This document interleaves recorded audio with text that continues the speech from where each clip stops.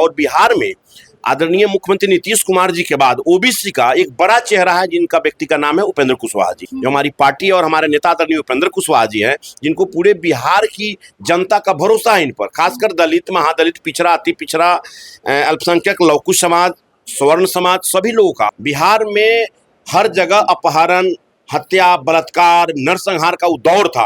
बिहार की जनता नहीं चाहेगी कि फिर वैसी पुनरावृत्ति वाली कोई सरकार बिहार में पनपे। नमस्कार, लाइव बिहार देख रहे हैं आप, आपके साथ मैं स्नेहा गुप्ता। बिहार विधानसभा के चुनाव की तारीखों का ऐलान हो गया और ऐसे में 14 नवंबर बिहार की राजनीति के लिए काफी ऐतिहासिक होगा, क्योंकि निर्णय आने वाले हैं। लेकिन चुनाव के पहले कुशवाहा नेता एनडीए के पाले से निकलकर महागठबंधन के पाले में जा रहे हैं। चाहे जेडीयू के पूर्व सांसद संतोष कुशवाहा की बात करें या फिर लोजपा नेता अजय कुशवाहा की, आज दोनों ही आरजेडी का दामन थामने वाले हैं। और ऐसे में हमारे साथ खास बातचीत करने के लिए आरएलएम के मुख्य प्रवक्ता राम पुकार सिन्हा जी हैं। सबसे पहले तो वोट बैंक आप लोगों का खिसक रहा है, आप लोगों के नेता खिसक रहे हैं, कैसे देख रहे हैं? एनडीए में टूट हो रही है। देखिए, एनडीए में इसको हम टूट नहीं मान सकते हैं। हर नेता चाहते हैं कि हम विधानसभा चुनाव लड़े, हमारे परिवार के लोग लड़े चुनाव, लेकिन एनडीए गठबंधन में सीट शेयरिंग के मामले को लेकर संतोष जी विगत दिनों एनडीए के उम्मीदवार हुए थे लोकसभा चुनाव में पूर्णिया से।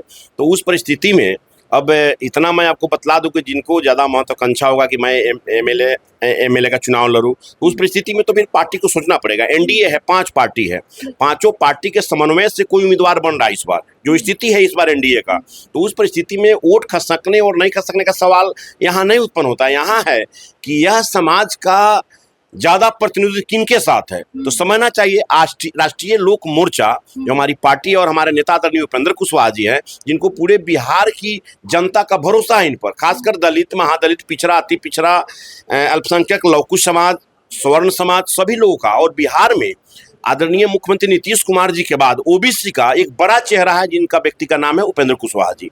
तो समझना चाहिए स्नेहा जी कि मैं आपको आश्वस्त करना चाहता हूं कि चुनाव में बहुत सारे नेता इधर से उधर होते रहते हैं। वो वोट बैंक पर किसी क्षेत्र विशेष में, 1-2 क्षेत्र में हो सकता है असर, लेकिन बिहार में जो एनडीए के साथ जो सामाजिक वोट बैंक है, वो इस बार पूरी तरह से इंटेक्ट है एनडीए के साथ। लेकिन सवाल तो ये भी बनता है राम पुकार सिन्हा जी, क्योंकि कुशवाहा का नेता कहा जाता है कि उपेंद्र कुशवाहा है, और आप खुद भी कह रहे हैं कि 90% कुशवाहा वोटर्स आप लोगों के पास है, लेकिन कहीं ना कहीं इसका असर तो होगा ही नतीजों में, क्योंकि अभय कुशवाहा है आरजेडी में, अब अजय कुशवाहा शामिल हो रहे हैं, संतोष कुशवाहा शामिल हो रहे हैं, और अगर सीमांचल की क्षेत्र की बात करें तो काफ़ी पकड़ भी है, लोकसभा चुनाव भी उन्होंने लड़ा है।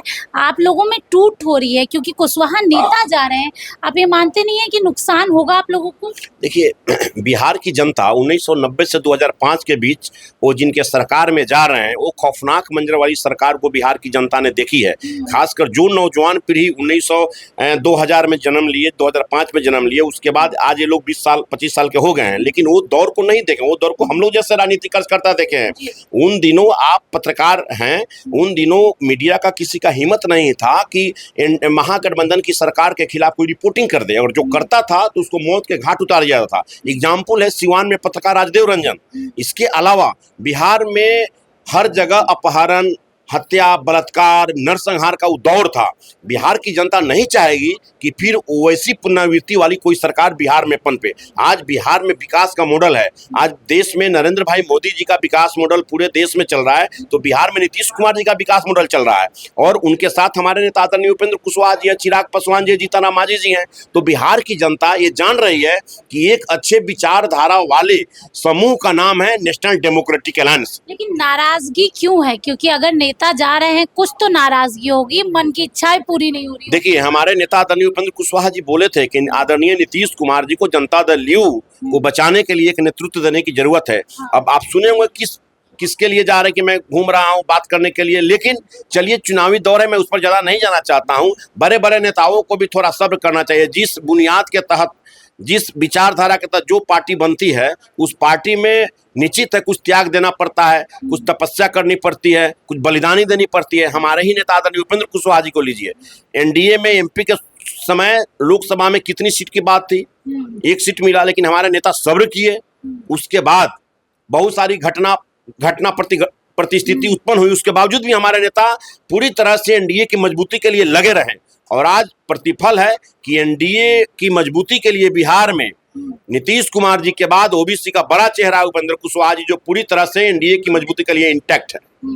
एक सवाल मैं आपसे ये भी ले लूंगी, आखिरी सवाल है मेरा। जिस तरीके से तेजस्वी यादव लगातार कुशवाहा नेताओं को और कुशवाहा वोट बैंक को अपने तरफ आकर्षित कर रहे हैं, आपको क्या लग रहा है इससे कुछ हासिल होगा? क्योंकि अब वो भी अपना एक समीकरण बना रहे हैं। हाँ बिल्कुल, वो तो अपना समीकरण बना रहे हैं, लेकिन बिहार का कुशवाहा समाज समझ रहा है कि जिस परिवार का जो खेती करता था, आप चंपारण के इलाके में जाइएगा, शाहाबाद के इलाके में जाइएगा, उन दिनों उनके समाज का जो आतंक था, फसल लगा हुआ उखाड़ लेना, फेंक देना, बहुत सारी, उस दर्द को समाज भूला नहीं है।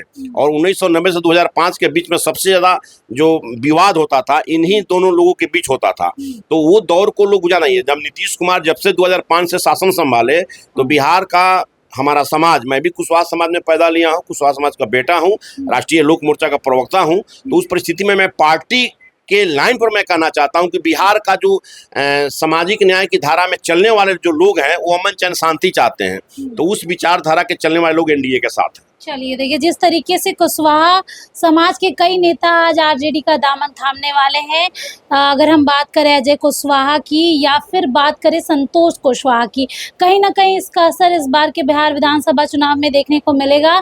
सबकी नज़र बनी रहेगी, आप बने रहिए हमारे साथ, तब तक के लिए बहुत बहुत शुक्रिया।